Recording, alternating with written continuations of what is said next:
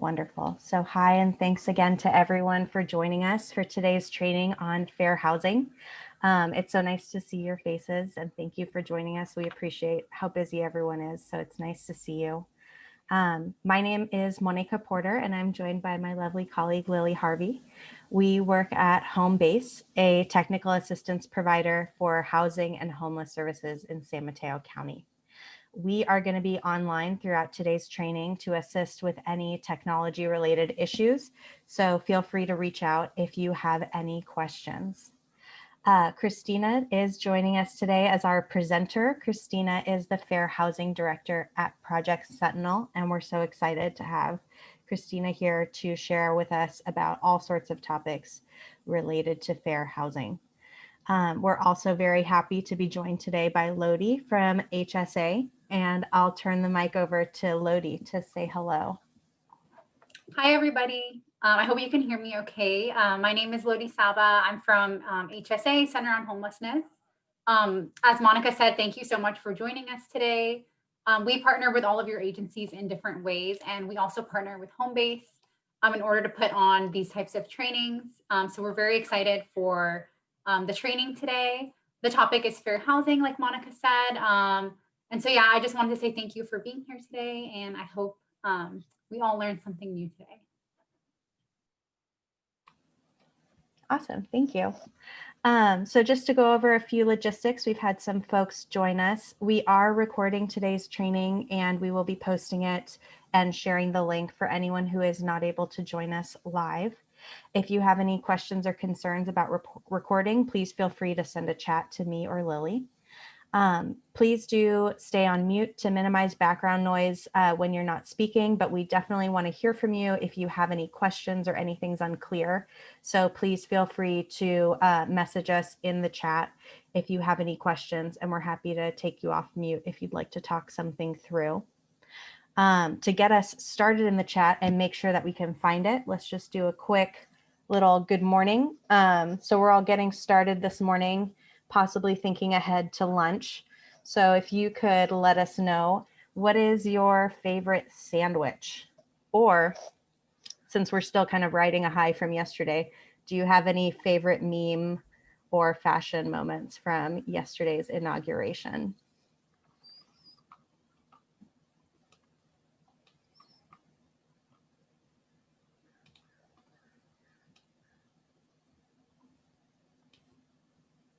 Michelle, hands down, absolutely. Yes.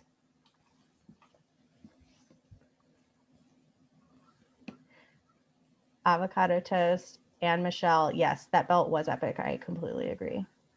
When they walked out. Awesome. Bernie for sure.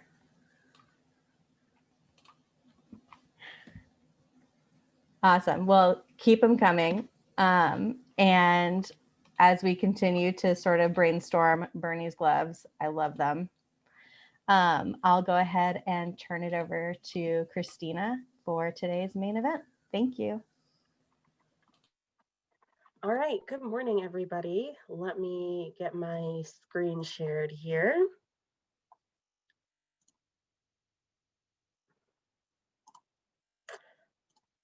All right, so you should be seeing a relaxing blue PowerPoint. And like Monica said, feel free to ask questions during this presentation. If you want to do that either in the chat, I'll be trying to pay attention to it, or if Lily or Monica want to draw my attention as we go along. So let's get started. Let me pull up the rest of this PowerPoint. Okay. So this is sort of a broad overview of fair housing issues that might come up when you're helping people look for housing, or if you are providing housing in some form, whether that be at a shelter or some kind of emergency situation, things that frequently come up. Oops. You might be asking yourself, who is Project Sentinel? We are a fair housing agency. We offer a variety of housing counseling services.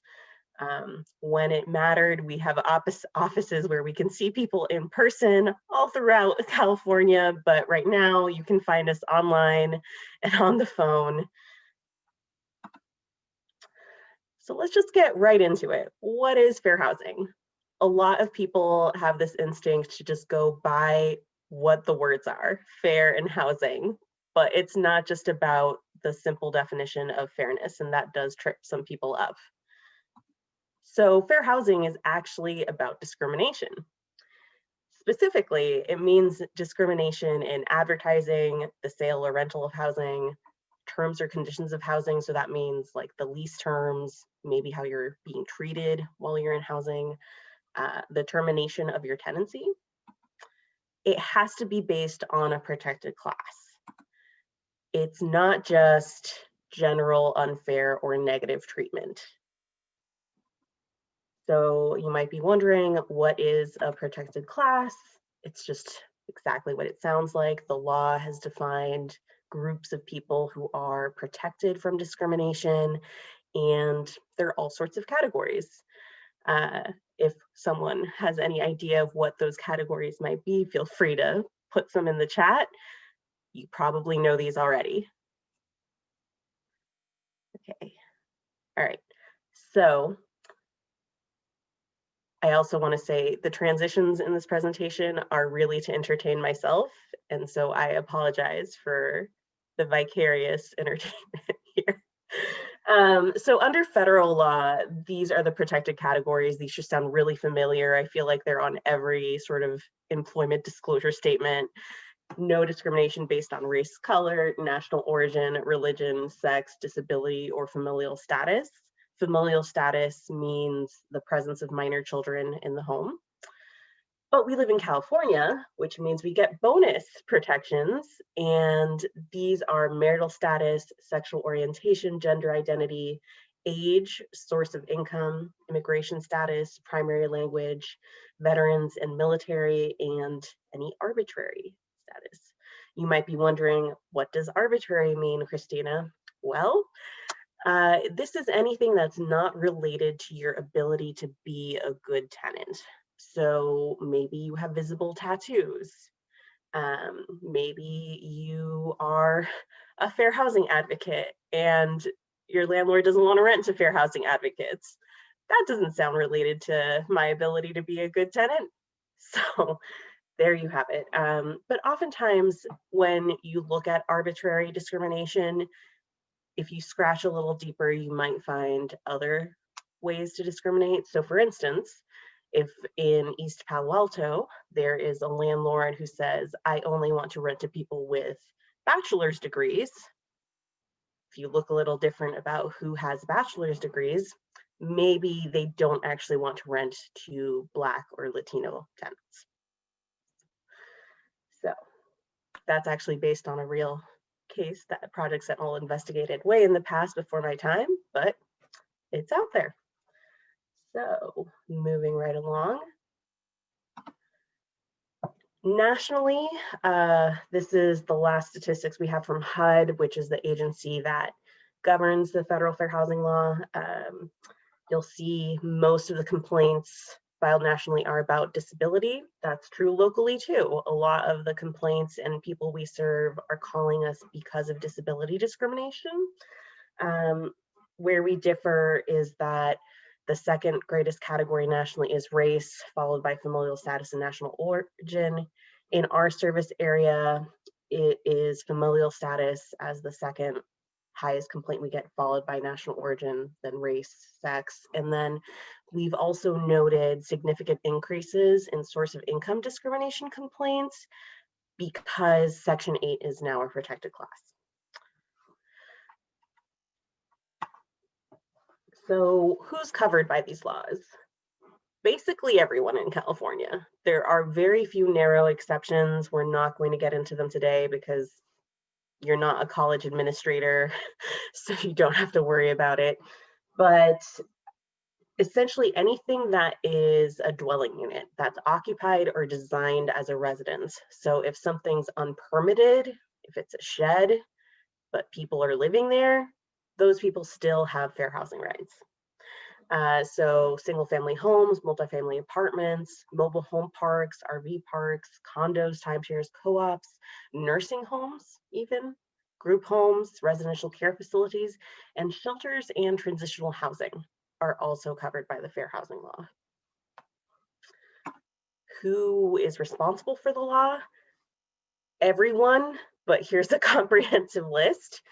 I do want to point out that housing authorities, voucher program administrators, and homeowner and condo associations, so HOAs, are also responsible for the fair housing laws. I point that out because a lot of HOAs don't recognize that. And so it's good to put the word out.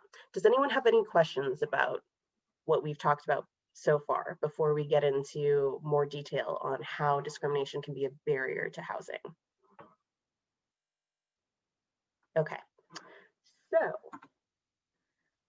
we're going to dive right into some common issues related to national origin, criminal records, and source of income. These are barriers that can really come up at the application stage of trying to become a tenant. So national origin is exactly what it sounds like. It's discrimination based on your country of origin, ethnicity, ancestry, language, or culture. In California, landlords or property managers who are working in privately owned housing cannot ask about an applicant's immigration status. It's never appropriate. That means that even if the ad or the application says a social security number is required, they can't actually require it. They should be accepting ITINs, which are individual taxpayer ID numbers issued by the IRS. People who do not have current immigration status can apply with the IRS and get one of these because they should also be paying taxes apparently, but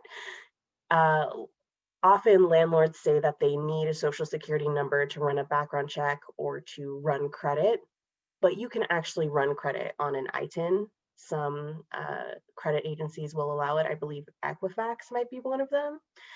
And they also have to accept non-United States identification, such as consular cards, passports, anything that's issued by a government should be acceptable. They should not be requiring California ID or US passport, whatever it might be.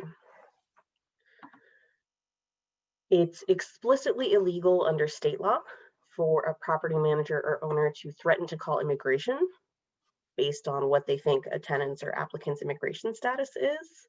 It was kind of illegal before 2017 too, but it's extra illegal because they passed the 2017 Immigrant Tenant Protection Act.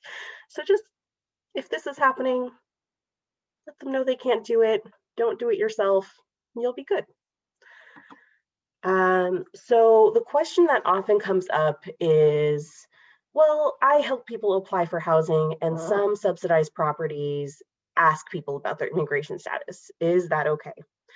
The answer is maybe. It depends on how those properties are funded. If they are funded by any federal money, so money that comes directly from HUD or a housing authority, usually that's project-based Section 8 housing, specific housing subsidies for seniors, specific housing subsidies for people with AIDS and HIV, they can ask or have certain kinds of immigration requirements. It doesn't mean that people who are immigrants can't live there. It just means they might need to have one person in the household with a certain kind of status. So mixed status families can live in federally subsidized housing as long as one person in that household qualifies for the subsidy. But that means the rent, the full subsidized rental benefit, doesn't apply to the people who aren't eligible. So if you have 5 people in a household and only 3 of them are eligible for the subsidy, the 2 people who are not eligible, their rent will be prorated in some way. So they'll be paying a higher amount than a 5-person household where everybody would be eligible. Okay, so that's money that comes from the federal government. However, in California and in the Bay Area, the biggest source of affordable housing is actually tax credit properties. So that's low income housing tax credits. And tax credit properties where there is no other source of funding, so 100% tax credit properties, they have no immigration restrictions. That means if people don't have immigration status or are undocumented, they should be able to apply and live at these properties. This does come up as an issue quite frequently because it's not common knowledge by leasing office staff at these properties, where they might insist that an applicant provide a social security number, but they don't need one. They should be able to apply and live at a 100% tax credit property without a social security number. So if you're working with a client with any kind of immigration concern or wants to learn more, we have a toolkit that we created. It's called a Fair Housing for Immigrants toolkit, but it's actually something useful for anybody who has questions about how credit or identity might be used in an application, or if they have some barrier to showing their credit or rental history. There's a renter's resume sort of walkthrough there that can help them bolster their application. So that's immigration and national origin. Next up, criminal records policies as a barrier to entry. I'll read this for you because all of the examples I'm going to use in this presentation are from real life. This one is from a real case that we had, and it's like a Xerox of a Xerox, as you can tell. So this is a lease that says the following individuals are not allowed to occupy any apartment in the complex. Any tenant allows individual with any of the background to move in or occupy an apartment is a violation of this provision and will be grounds for termination of agreement by management. And then the list is felony probationer or registered sex offender or ex-parolee or ex-felony probationer. This is a pretty broad criminal record policy. Includes a large category of people. Let's think about it. Why are broad criminal history policies discrimination? You're right, it wasn't mentioned as a specific protected class, but these criminal record policies can be discriminatory because we live in a discriminatory society, and that includes our criminal justice system. So the reality is Black and Latino men are overrepresented in the prison and criminal justice system. If housing providers are then denying anybody with an arrest or conviction, you end up in a situation where, despite having served their time, despite only having an arrest, Black and Latino men in particular face insurmountable barriers to stable housing and homelessness.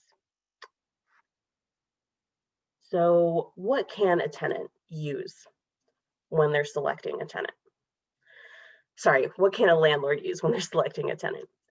So in 2016, before the beginning of the Trump administration, HUD did put out this guidance on criminal history policies.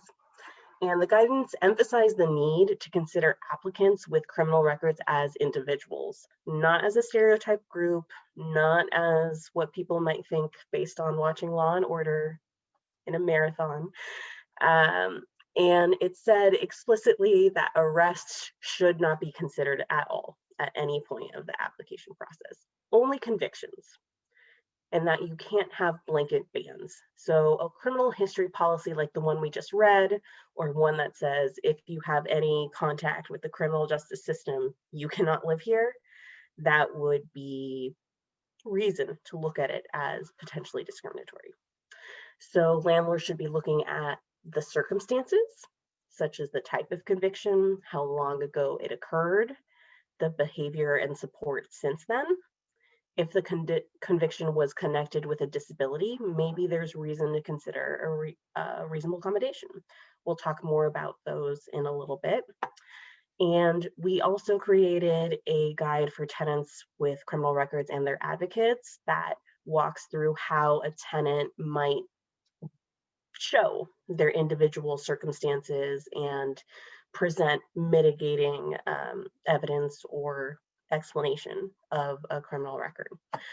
So oftentimes a question comes up, well, how long ago or what types of convictions?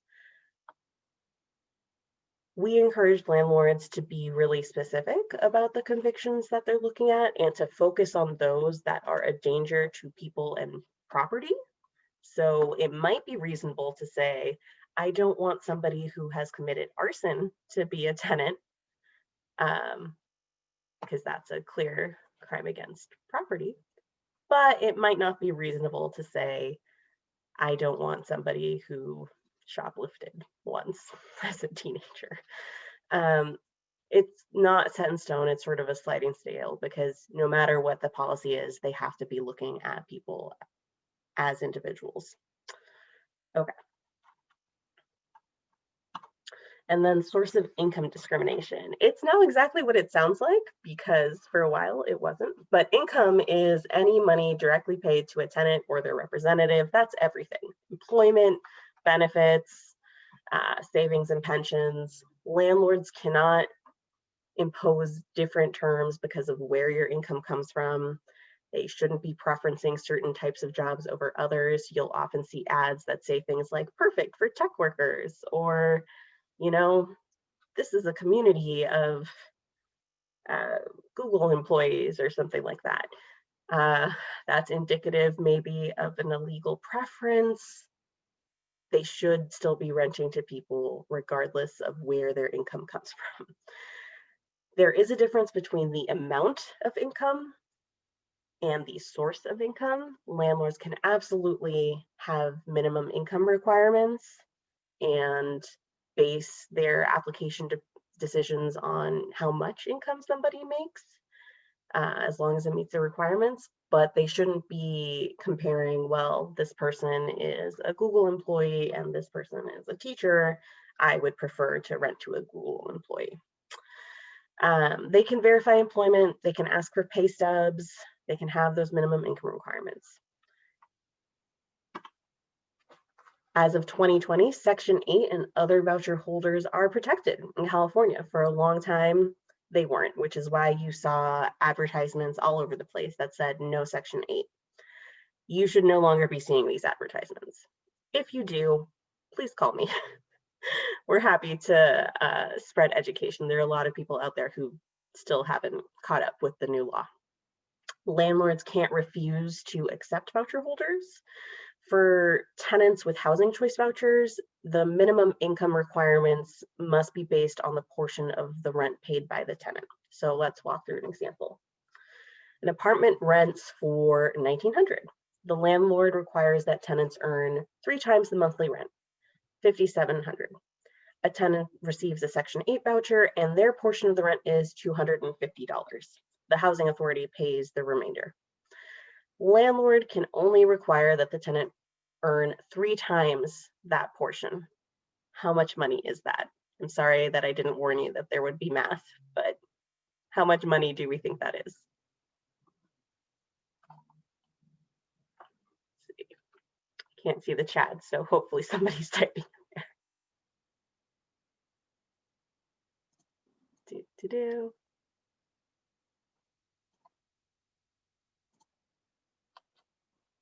Oh, I see it. Yes, Elizabeth is correct. $750, round of applause. I didn't warn you there would be math and you did it anyhow, so I'm very proud. That's correct. It's $750. Okay, so familial status, as you saw from our earlier slide, is a major reason people call us and ask for help. And oftentimes people are having a hard time getting into housing because they have minor children. It's illegal to discriminate against a household because they have anyone under 18 in their home. That applies to any minor, foster children, adopted children, children you have guardianship over. advertising for adults only, or no pets or kids is illegal. I put no pets or kids in there because you'd be surprised how often pets and kids are sort of in the same category of people they don't want, because obviously pets and kids are exactly the same. Qualified senior housing is the only exception. And that means that it's a property intended for people 55 and over or 62 and over. But even at those senior properties, there might be reason that they should allow children to live there. If you have any doubt about that, please do contact us and we can walk you through it. But yeah, unless it's senior housing, you shouldn't be seeing any adults only type language.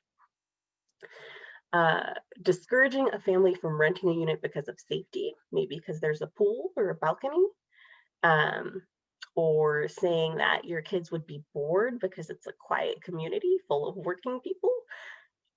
All examples of illegal discrimination.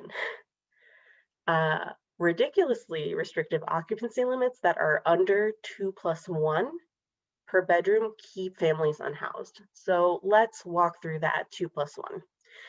In California, there is no sort of statewide guidance on occupancy limits besides the health and safety code.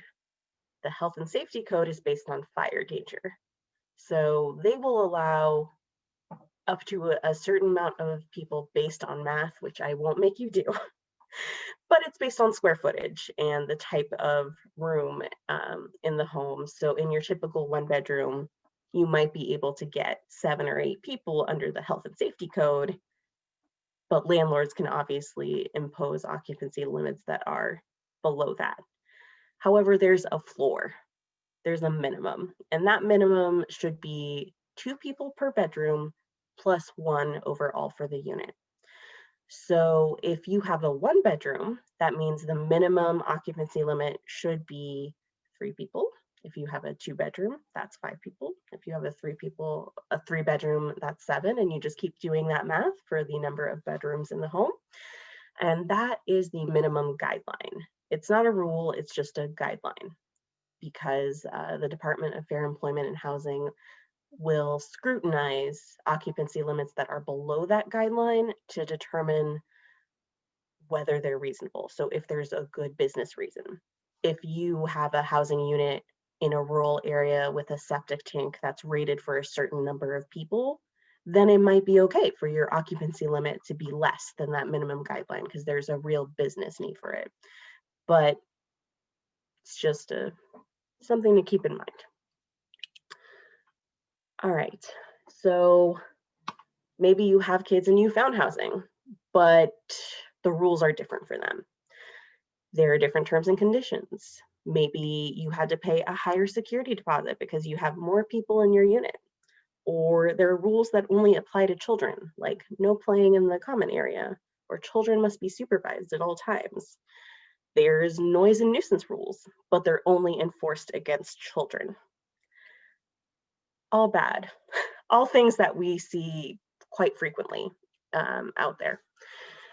There's also just staff at property that might seem hostile to children, managers taking away children's toys, such as balls or bikes, parents being charged fines or fees when their kids are being caught playing outside unsupervised. These are all examples of discrimination against families with children, and we do see these surprisingly often, especially right now because of COVID and so many kids doing school at home. We're seeing an increase in noise complaints related to children when really the noise is kids just being in school and it's during regular school hours. Something we're working on. Okay. Do we have any questions about any of the categories we just talked about before we get into the white whale that is disability discrimination? Okay. All right. So disability discrimination is, like we said earlier, the #1 reason landlords have complaints filed against them, and the #1 way that you can help tenants with disabilities access housing.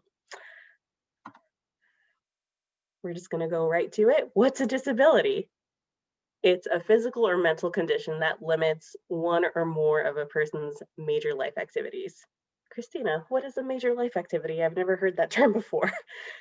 Anything that you need to do to stay alive and care for yourself. So things we're all doing right now: eating, walking, hearing, seeing, breathing. I hope we're all breathing right now. If your ability to do any of these things is limited, you might be considered to have a disability. The question that comes up is whether alcohol and substance abuse are disabilities. The answer is, yeah, it can be. So the fair housing laws protect people who have a history of drug use or addiction, but not those who are currently addicted or using. If someone's in recovery, they have those protections because a history of addiction is considered a disability. What does disability discrimination look like in our community? There's really straightforward direct discrimination. I don't want a wheelchair to damage the floors. I don't want someone sick to die in my house. We hear that surprisingly often. And then there's a more indirect way disability discrimination appears, and that is denying people the accommodations or modifications they need to make their home accessible. So what is a reasonable accommodation or reasonable modification? A reasonable accommodation is a change in rules, policies, practices, or services a disabled person needs in order to have an equal opportunity to obtain, use, and enjoy their home. And in simple terms, it's an exception to a rule or policy that somebody needs because of a disability. A reasonable modification is a change to a physical structure a disabled person needs to have an equal opportunity to obtain, use, and enjoy their home. So it's just a physical change. Some examples of reasonable accommodations: assistance animals, I think, are one that everyone has heard of, but there are all sorts of accommodations. Breaking a lease without penalty, having notices or signs in large print because of a visual impairment, having an assigned parking space, changing your rent due date. Maybe you have a low credit score because of a disability. Maybe you have an ambulance ride that you were not able to pay for that was related to your disability. Asking to have a caretaker or a live-in aid in your unit, transferring units because of a disability, rental history references. So maybe a tenant has been in a nursing home for a long time and they're applying to housing, but they don't have any recent landlord references. Well, landlord should make an exception for them or accept a rental reference from a social worker or a nurse, whoever it is who can give them that reference. Extensions of time. So this can be anything from simply needing more time to comply with a notice because of a disability. Let's say you receive a notice telling you to remove furniture from your patio, but you can't move that furniture by yourself because of a disability. You can ask for more time. Second chances to comply with lease terms, or just truly, this list is not exhaustive. It's any policy change a tenant might need that's related to a disability.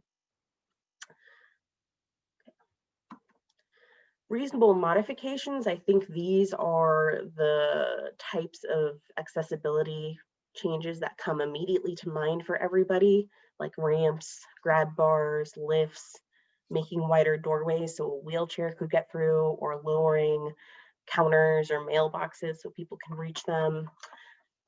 Again, not exhaustive. These are just sort of the things we see most often requested from the community. So how can a tenant get or ask for a reasonable accommodation or modification? This always starts with the tenant making a request. The landlord shouldn't be making assumptions about what a person with a disability might need. So a tenant always has to initiate that process by asking. And they can ask at any time. They can ask when they're applying. They can ask when they're getting evicted. At any point, that request should be considered. The request does not need to be in writing. It's very important to know that. But of course, as a fair housing agency, I should say, we recommend it be in writing. We recommend you write these things down and document them. But you don't have to put it in writing. You don't have to write it on specific forms. Let's say a property management company has specific forms for reasonable accommodation requests, and they ask tenants to fill them out. You don't have to fill them out. If they really need the form, they can fill them out themselves, but we do recommend it in writing. There does need to be a connection between the disability and the request. So that's to show that the specific accommodation or modification is necessary because of a disability. And let's think about what that means. So if a tenant with a walker comes into the management office and says, I need assigned parking spots, and because I cannot walk very far without harming myself. The connection between their disability and the request is pretty clear. It's necessary because of their disability. But if that same tenant comes in and says, I need a filtered water purifier for my unit, the connection between their visible disability, which is the walker, and their need for a purified water filter is not clear. So that connection needs to be made and made clear in that request. So what should a housing provider do when they receive a disability-related request? They should engage in the interactive process. And I bolded and underlined that because it is the biggest reason landlords have complaints filed against them. Housing providers should not ignore the requests or take a very long time to respond. The law doesn't say how long is a long time to respond, but just says it has to be a reasonable time frame. What's reasonable might change. If it's urgent, that time frame might be shorter. If it's not urgent, that time frame might be longer. But just engage in the interactive process, acknowledge the request, work on the request, and you've probably, are there. If the request and the connection to the disability is clear, like the example I just gave of the lady in the walker needing a parking space, a housing provider should move forward and just grant the request. If it's not clear, like that same lady needing a water purifier, you can ask for clarification. You can ask for verification of that disability-related need. And that verification can come from any knowledgeable third party, doctors, nurse practitioners, therapists, social workers, etc. The etc. really does matter. I've had verification of disability come from teachers. Perhaps they are at the special needs program at their school, and so they really know what that child needs because of their disability. It can come from anybody who's a third party and knowledgeable. Does anyone have any questions about this before we move on? The process? Okay. So, our favorite hot topic in the world of reasonable accommodations. So, assistance animals. Under the fair housing laws, service animals, companion animals, therapy, support animals, they're all technically called the same thing, assistance animals. So requests to have assistance animals at properties that have no pet policies should be treated like any other reasonable accommodation. That's what RA stands for. So the tenant is just asking for an exception to that no pet policy. And the standards for granting that reasonable accommodation request are exactly the same. If the reason they need that assistance animal is not obvious or clear, the landlord can ask for verification. Assistance animals are not restricted by type or breed. They can be a cat, dog, bird, etc., as long as that animal is legal to own. So you shouldn't be having or seeing emotional support tigers out there or something like that. Unlike service animals under the American with Disabilities Act, assistance animals do not need to be specifically trained to perform a task, although some of them are, like seizure alert dogs or seeing eye dogs. And assistance animals should not have the same pet rent or pet deposit requirements imposed upon them. So we do have, as is common for many other things I talked about, we do have a brochure on service and support animals to help tenants make this request. And actually, we're going to be coming out soon with a more comprehensive reasonable accommodation toolkit for tenants. We're just waiting for final approval from HUD on that. And once that's available, I'll send it to Monica so she can spam all of you. But for the moment, we have this very specific brochure on service and support animals. Okay. I was told that there's a lot of interest in what happens when you break a lease. And I completely understand that. We are fielding lots of calls right now because of COVID and the need or desire to break leases. And there are some circumstances where that desire is related to fair housing. And let's just go through it right now. In general, when you break a lease, the contract itself will lay out the consequences of breaking that lease. So whether there are penalties or fees associated with that, and a tenant can be responsible for paying the rent for the remainder of that lease term, but the landlord does have an obligation to try to find a new tenant to minimize their losses. Many tenants are looking to break leases right now, like I said. So there are a couple reasons you can do it or ask under the fair housing laws to do so without penalty. The first is state law explicitly protects survivors of domestic violence.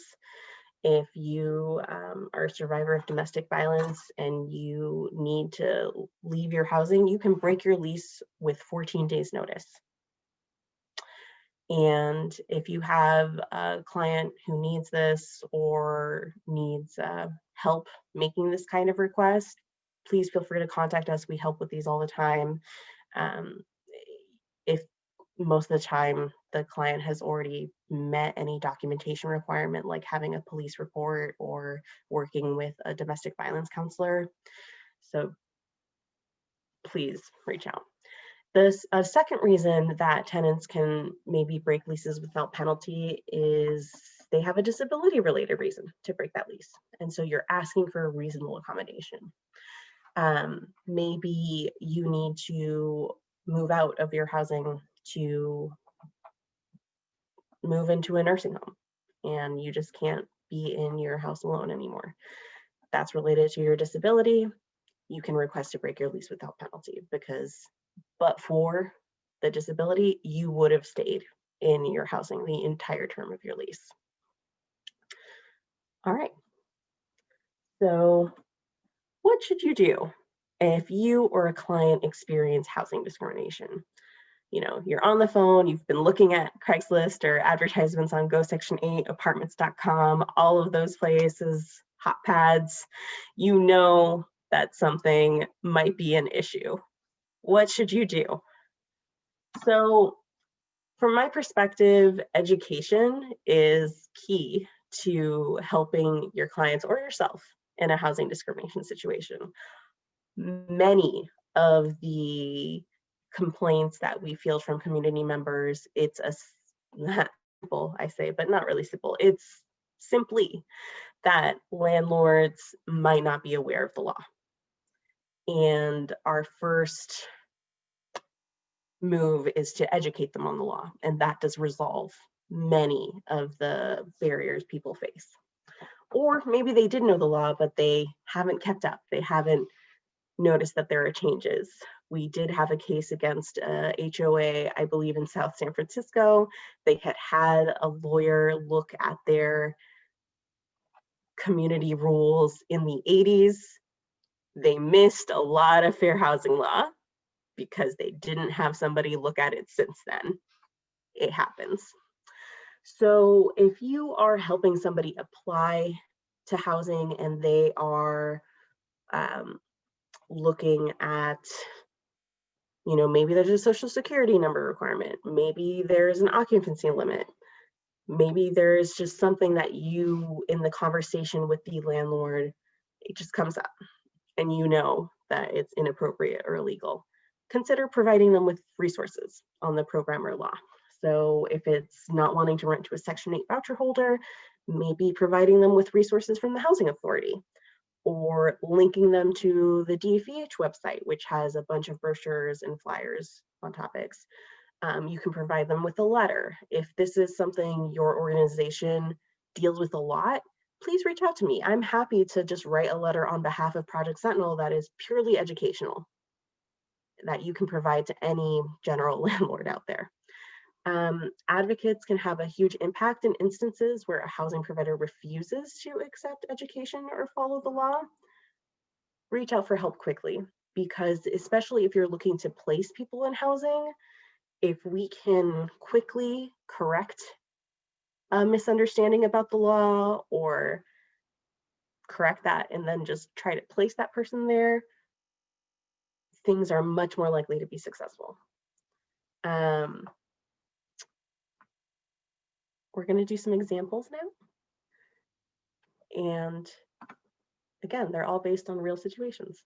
So Nancy falls down the stairs at her apartment complex. Her doctor advises her it could happen again because of her persistent vertigo. She has 8 months left on her lease. What are her options?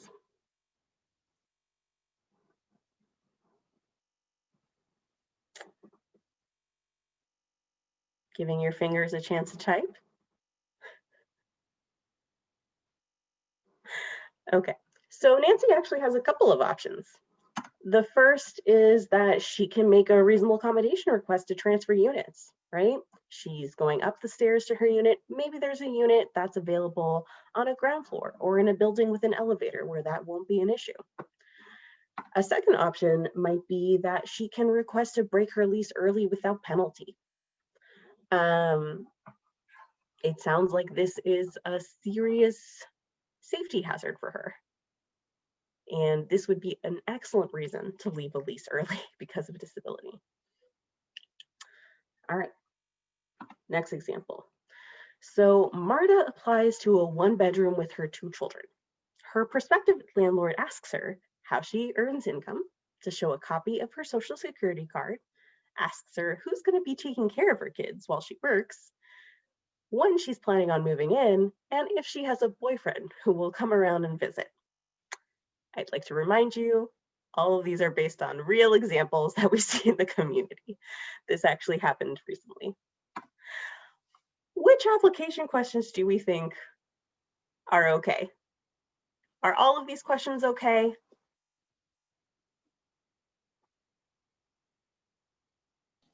And feel free to chime in the chat, or to unmute yourself, or to use the raise hand function, and we're happy to bring folks off mute.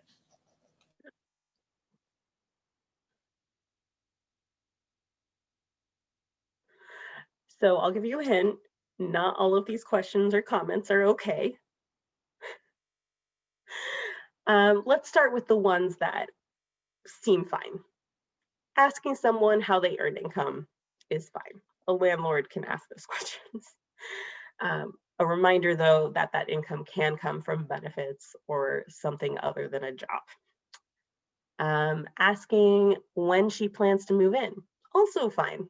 Landlord needs to know when a tenant would be able to take over a unit.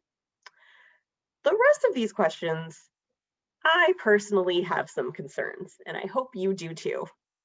So Marta's being asked to show a copy of her Social Security card.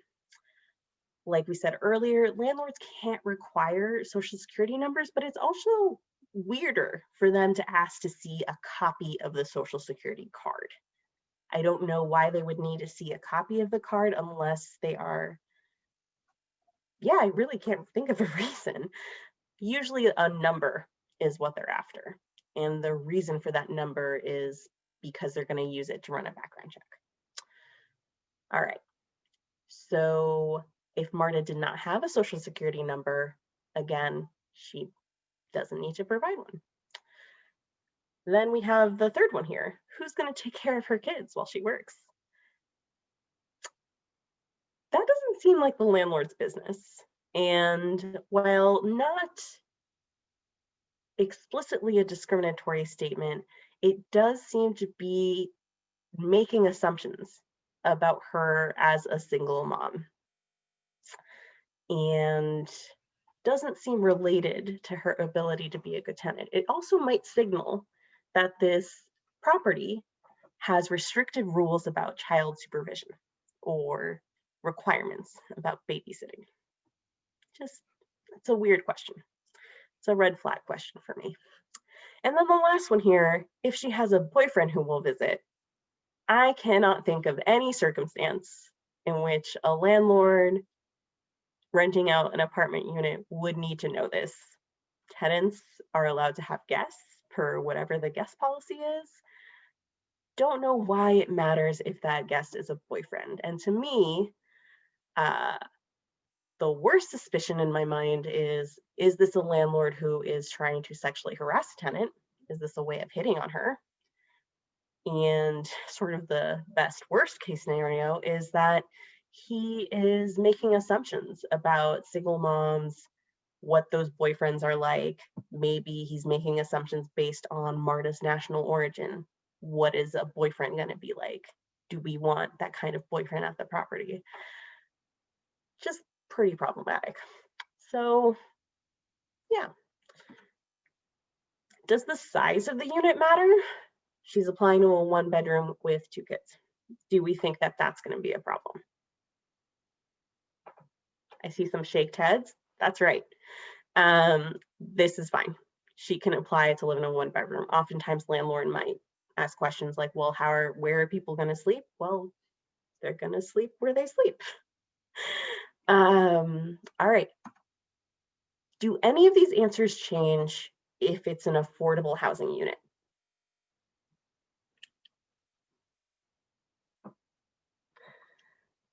So maybe one of these answers changes, and that's the Social Security card one.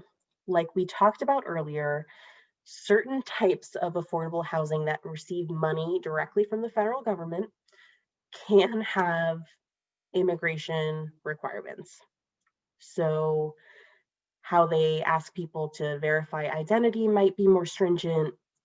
Requiring somebody in the household to have eligible status might be a thing they need to verify. But if Marta doesn't have a Social Security card or number, but one of her children does, she should still be allowed to apply to the unit. It's just that that question is not inherently problematic at a property that receives federal funding. Okay, does anyone have any questions about this example?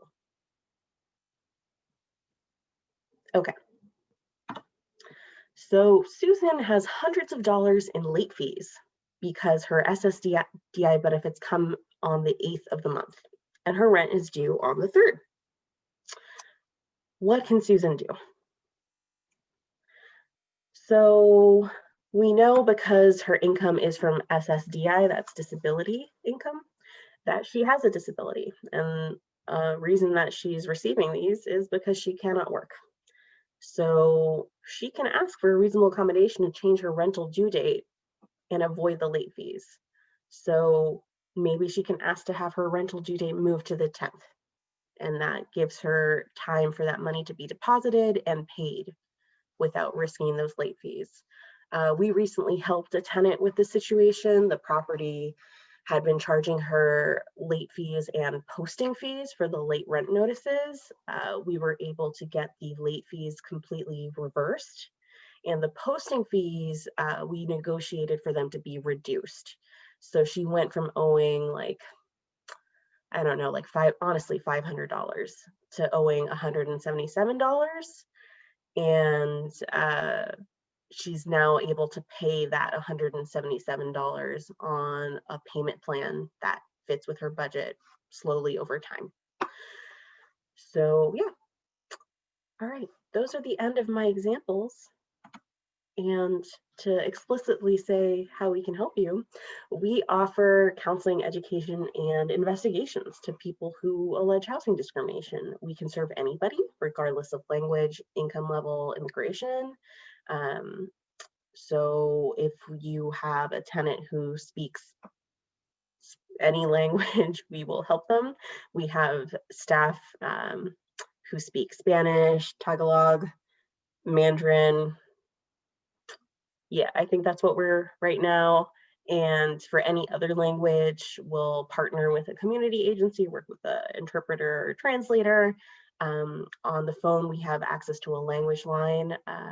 Same for deaf clients. We will pay for interpretive services or whatever we might have to do. While we don't offer legal advice to landlords, we do have resources and education available on our website, and we answer questions on the fair housing laws, and we do fair housing trainings like this for landlords too. So if you have a question, call us or email us. Our number's there. I should add our TTY number, which is 711. And if you want to talk to me directly, you can do so because we've met and I know you, so I'll take your call. There, my email address is there and my direct line is there as well. If you have a question or doubt, please just reach out whenever. Like, we're very used to explaining the fair housing laws. Not every situation is going to be a housing discrimination situation, but we can help you figure out if the fair housing laws are going to be useful to you. And we truly just want to help out. So our website with all of those resources we talked about through the presentation is also there. We have all of the regular social media channels. Yeah. So last call for questions here. Definitely. Thank you, Christina. And you all, Christina just zoomed through so much good content. So we've got time for your questions. And I know folks, as Monica acknowledged, had some questions that they were hoping would get covered. So if you were one of the people who filled out that pre-training survey, if you have any specific questions related to the stuff you identified, now would be a great time. She's caffeinated. She's got the Golden Gate Bridge in the background. Ready. She's got the answers, my friends.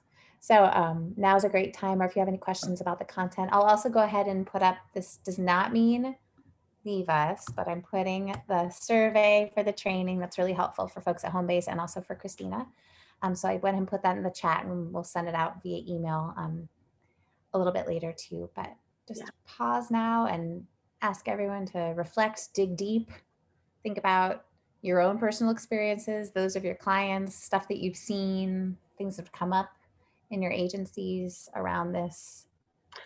And also, if you want to talk about a specific situation but don't want to get into it now, truly, I am available.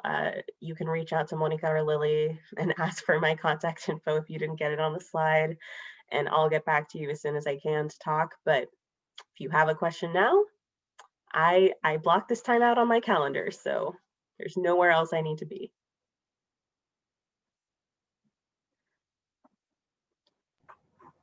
I actually have a question about some of the criminal background stuff that you mentioned early on. So I'm curious if you all have done any work or thought any about, I know things that like arson you used as an example where that could be a concern.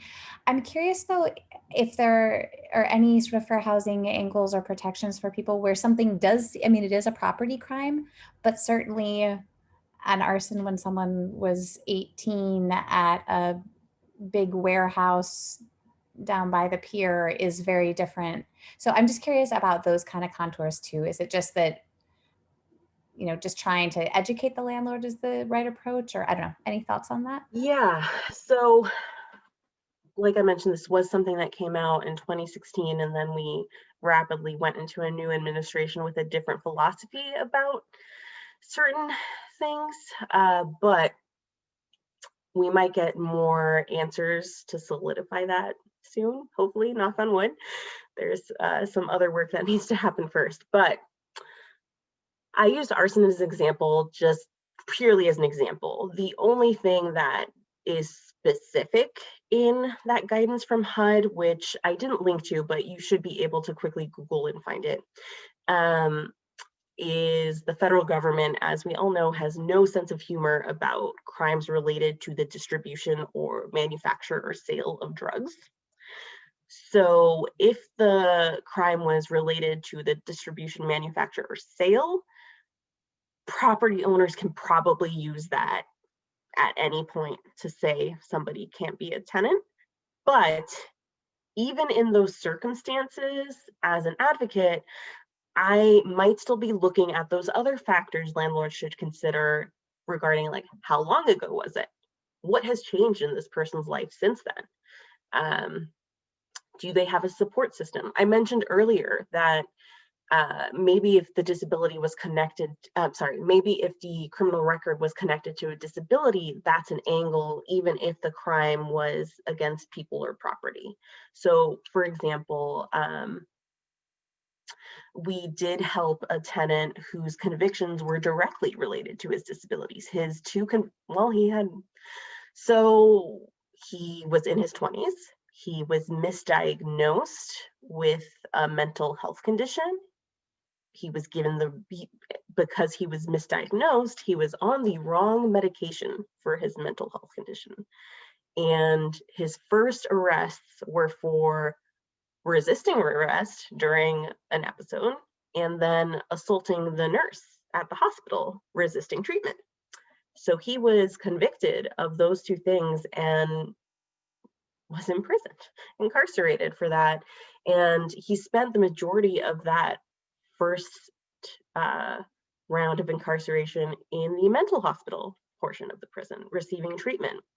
And then when he was released, he didn't have the support system, the social workers around him, and he went back to live with his mom, who at the time had an abusive boyfriend. And that situation triggered him, and he assaulted his mom's abusive boyfriend and landed right back into the prison system. And so when he was released that second time, he had extensive network of support. He had social workers. He was going to school for the first time.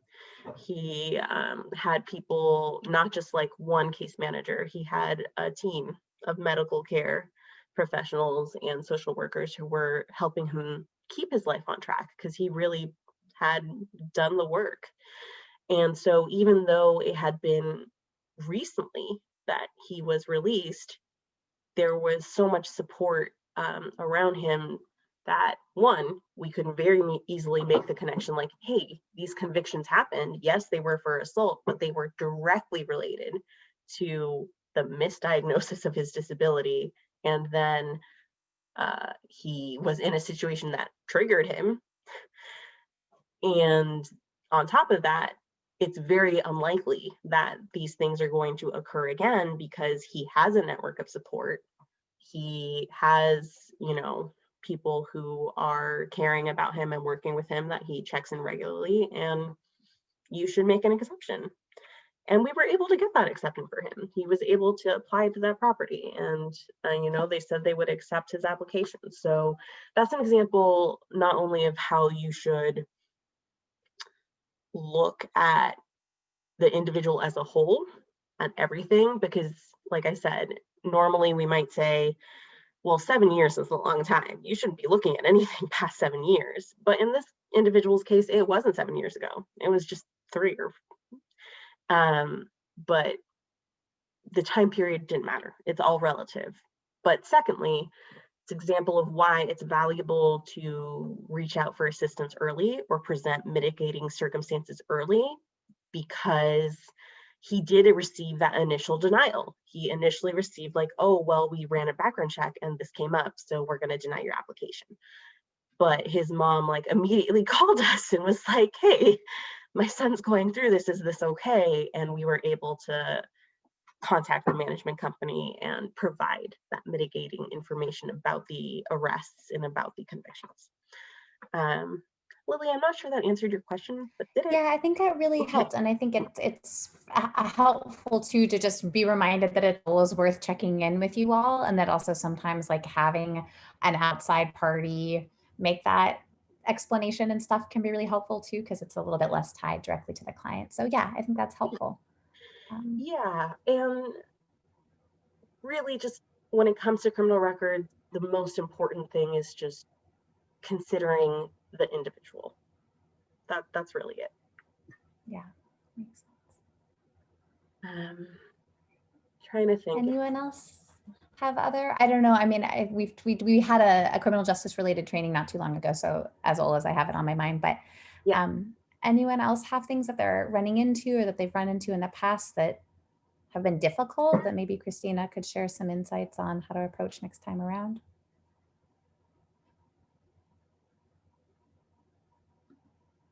I'm just having early lunch.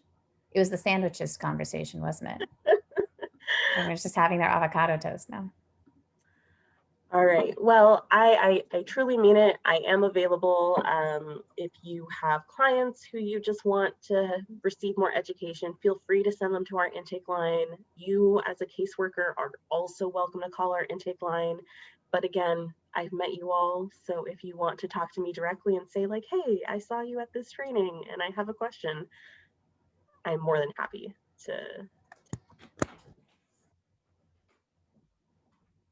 Wonderful. Thank you so much, Christina, and thank you everybody who is able to participate today.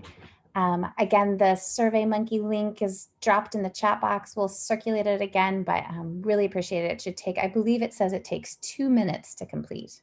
That includes clicking too. So nice to see everybody whose faces made an appearance and the names of those who didn't show up with faces. And yeah, we look forward to seeing you at the next training. And thank you again to Christina and Project Sentinel for your time. Feel free to reach out to home base as well if you have any questions about this training or the trainings that we do. And we'll make sure that we circulate the slides to you all, as well as links for the survey again.